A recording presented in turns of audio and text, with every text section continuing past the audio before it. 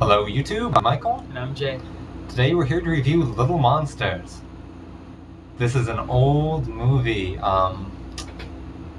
It was directed by Richard Greenberg. The writers were Terry Rossio and Ted Elliott. And it was released August 25th, 1989. I was 4 years old when this movie was released. And I was 5 years old when this movie was released. This movie... well, I'm going to start with... Yeah, okay, you start. I suggested this movie for us to watch because I've been reading Homestuck on MS Paint Adventures. Everyone should read it because it's awesome. And they have a lot of running gags referencing this movie. And I assumed that it was going to be a horrible piece of shit. And I was thankfully proven wrong. Yeah. So. For me, I've seen it before. This is one of my movies from my nostalgia file in my head. When he mentioned the movie Little Monsters, I was like, I can't believe you said that. I was thinking about that the other day. It happens a lot. Yeah. We're going to review this movie now. Yep. I'm going to start off by saying that it definitely has a well-structured plot. You know, it had your 3 acts. It had your, plot points and turns. It definitely built up good suspense, but I hated the acting. I have to say that I hated the acting. Some of the adults' acting was questionable towards the kids that were acting. We'll clarify that point more in the discussion because we don't want to give any spoilers, even though this movie is really fucking old. We'll elaborate more, but I mean, if you were ever babysitting and you had, just a shitload of movies in your library that maybe, hey, you want to show the kids a movie, I wouldn't suggest this. Yes. Even though it's PG, don't be fooled. It's a lot more mature than it suggests. There's profanity in there. There's, like I said, there's questionable tongue flickering towards the younger people and thigh slapping. But enough of that. I can't find anything that really stood out to me that I really liked, besides maybe a sort of parallel dimension that the movie suggests where, there's this other world, just like in Monsters, Inc. This is like an older, lesser version of Monsters, Inc. I cannot give it a thumbs up, but I think I will give it a 1/5 of a tank full. I enjoyed this movie a lot. I really liked it. I had a fucking great time with it, and I expected a pile of shit. One thing Jay mentioned was its rating. It was rated PG.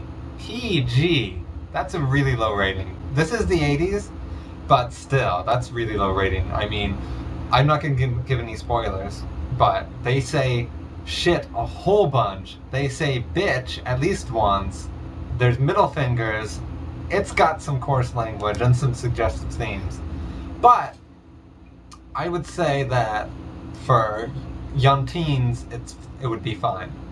Like 13 to 15, that would be an acceptable age to see it. I mean, anything younger than that, I would say it's not quite acceptable. The acting was bad, but that kind of made it a lot of fun, too. Yeah, I mean, it did add some comedy to the element. Comedy to the element? Comedy to that comedy element. Okay.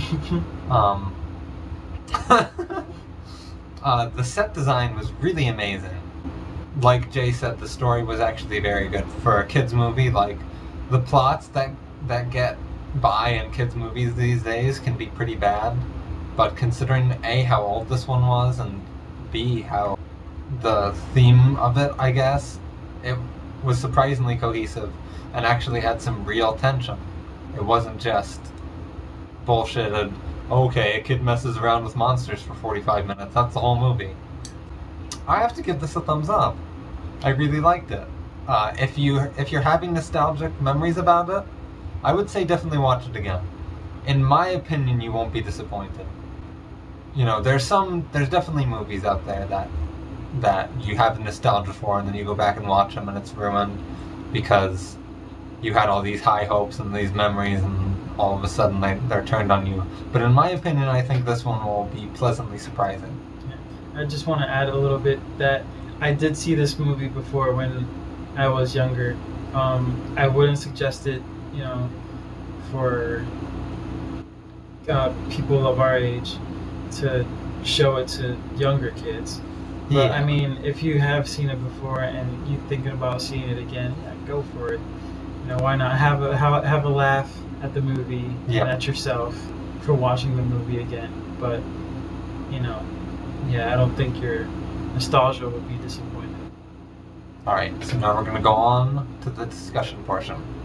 Stay tuned. All right, here we are with the discussion. So, and this is the spoiler-heavy discussion. This movie was fucking gross. And I would have loved it a lot more when I was a kid. But it still managed to make me laugh. Like, I mentioned Homestuck already. I'm going to mention it again. I'm going to plug it again. I love this webcomic so much. Okay. MSPaintAdventures.com. Go there. Specifically, they make reference to when Monster Howie Mandel. He has a character name, but we've just been calling him Howie.